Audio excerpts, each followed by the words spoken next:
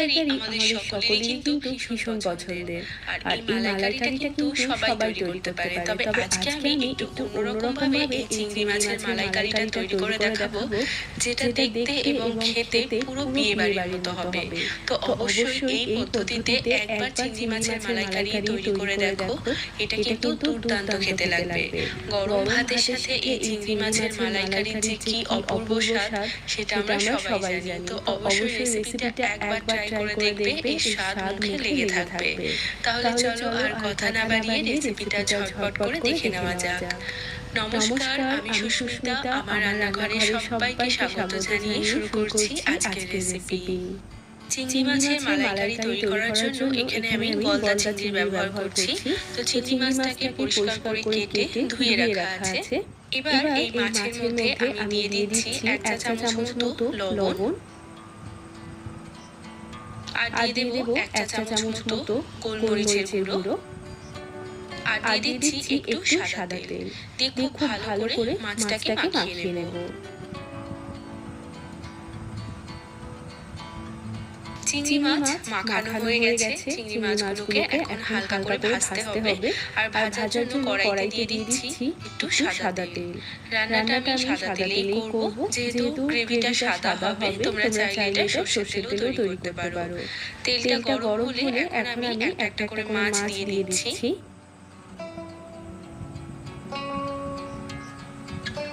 গ্যাসের ফ্লেমটা medium to হাইতে রেখে চিংড়ি মাছটা একপাশে কালার ধরলেই মাছটাকে উল্টে দেব।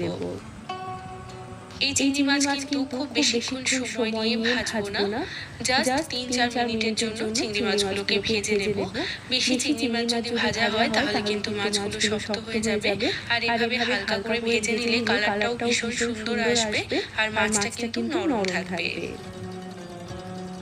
তো এখানে দেখো 3-4 মিনিট সময় নিয়ে চিংড়ি মাছগুলোকে আমি ভেজে নিয়েছি।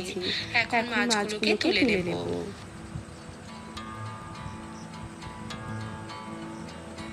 এবার এই বাকি তেলের মধ্যে আমি রান্নাটা করব। সবার প্রথমে তেলে আমি ফোড়ন দিয়ে দিচ্ছি একটা তেজপাতা, 2-3টে দিয়ে দেব দারচিনির টুকরো, 2-3টে দিয়ে দিলাম এলাচ, আর 2-3টে দিয়ে দেব লবঙ্গ। ফোড়নটাকে কয়েক সেকেন্ড মতো হালকা করে ভেজে নিতে হবে। ফোড়নের থেকে সুন্দর একটা গন্ধ বেরোলে তারপর এর মধ্যে অ্যাড করব পেঁয়াজ বাটা। এখানে আমি দুটো ছোট সাইজের পেঁয়াজ অল্প জল দিয়ে বেটে নিয়েছি। এবার এই পেঁয়াজ বাটাটাকে হালকা করে ভেজে নেব। সমস্ত মশলাই আমাদের একদমই হালকা করে ভাজতে হবে, যাতে মশলার কাঁচা গন্ধটা চলে যায়। তো পেঁয়াজটাকে আমি 2 মিনিটের জন্য ভেজে নিয়েছি। পেঁয়াজের যে কাঁচা গন্ধ এখন কিন্তু চলে গেছে। এখন এর মধ্যে অ্যাড করব 1 টেবিল চামচ মতো আদা রসুন বাটা। আদা রসুনটা দিয়েও 2-3 মিনিটের জন্য ভেজে দেব। যতক্ষণে আমাদের আদা রসুনটা ভাজা হচ্ছে ততক্ষণে আমি মালাইকারির যে আসল মশলা সেটা তৈরি করব। এর জন্য একটা বাটিতে আমি নিয়ে নিচ্ছি 8-10টা মতো কাজু বাদাম, আর দিয়ে দিচ্ছি হাফ কাপ মতো নারকেল। এখানে আমি নারকেলটাকে ছোট ছোট করে কেটে নিয়েছি যাতে নারকেলটা বাটতে সুবিধা হয়। দিয়ে দিচ্ছি 2 কাঁচা লঙ্কা। এবার সমস্ত কিছু পরিমাণ মতো জল দিয়ে ভালো করে বেটে নিতে হবে। তো এদিকে আমাদের আদা রসুনটাও কিন্তু 2 মিনিটের জন্য ভালো করে ভাজা হয়ে গেছে। এখন এর মধ্যে আমি দিয়ে দেব 3 টেবিল চামচ মতো ফেটিয়ে নেওয়া টক দই। টক দই দিয়ে খুব ভালো করে মিশিয়ে নিতে হবে। টক দইটা ভালোভাবে মিশে গেলে এখন এর মধ্যে কাজু নারকেলের পেস্টটা দিয়ে দেব।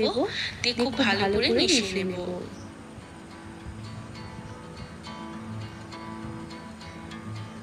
এবার এর মধ্যে আমি দিয়ে দিচ্ছি স্বাদ মতো লবণ, সামান্য একটু দিয়ে দেব চিনি, 1 চা চামচ মতো দিয়ে দেব জিরে গুঁড়ো, আর 1 চা চামচ দিয়ে দেব ধনে গুঁড়ো। এবার মশলাটাকে আমাদের বেশ কিছুক্ষণ সময় নিয়ে ভালো করে কষিয়ে নিতে হবে। স্বাদ 7-8 মিনিট মতো সময় নিয়ে মশলাটাকে খুব ভালো করে কষিয়ে নিয়েছি। আর এখন দেখো পুরো মশলা থেকে তেলটা কিন্তু আলাদা হয়ে গেছে। যতক্ষণ না পর্যন্ত পুরো মশলা থেকে তেল ছাড়বে ততক্ষণ পর্যন্ত মশলাটাকে ভালো করে কষাতে হবে। এখন এর মধ্যে পরিমাণ মতো জল দিয়ে দেব। এখানে আমি মোটামুটি 1.5 কাপ মতো জল দিলাম।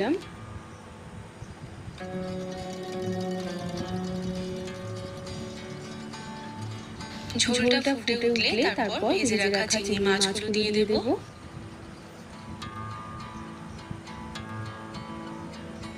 তার সাথে দিয়ে দিচ্ছি 2-3টে মতো চেরা কাঁচা লঙ্কা। গ্যাসের ফ্লেমটা এবার মিডিয়ামে রেখে ঢাকনা লাগিয়ে 7-8 মিনিট মতো মাছটাকে রান্না করব। 7-8 মিনিট পর আমি এবার ঢাকাটা সরিয়ে নিচ্ছি। চিংড়ি মাছ সেদ্ধ হতে কিন্তু খুব বেশি সময় লাগে না, বেশিক্ষণ ধরে সেদ্ধ করলে মাছগুলো আবার শক্ত হয়ে যাবে। এবার এর মধ্যে দিয়ে দেবো সামান্য একটু গরম মশলার গুঁড়ো আর 1 চা চামচ মতো ঘি। ভালোভাবে নেড়ে চেড়ে মিশিয়ে নিয়ে গ্যাসটাকে অফ করে দিতে হবে। ব্যাস তৈরি হয়ে গেল দুর্দান্ত স্বাদের চিংড়ি মাছের মালাইকারি। চিংড়ি মাছের মালাইকারি আমরা সবাই বাড়িতে ট্রাই করি, তবে এইভাবে একবার বাড়িতে রান্না করে দেখো, এটা খেতে কিন্তু অপূর্ব স্বাদ হয়। তো আজকে চিংড়ি মাছের মালাইকারির রেসিপিটা তোমাদের কেমন লাগলো সেটা অবশ্যই কিন্তু একটা লাইক বা কমেন্টের মাধ্যমে আমাকে জানাবে। চ্যানেলটিকে সাবস্ক্রাইব করে না থাকলে চ্যানেলটিকে সাবস্ক্রাইব করে রাখতে পারো তোমরা যদি এরকম আরো ভিডিও দেখতে চাও। সবাই ভালো থাকবে, সুস্থ থাকবে। আমি আবারও চলে আসবো অন্য কোনো রেসিপির সাথে। আজ এ পর্যন্তই, টাটা।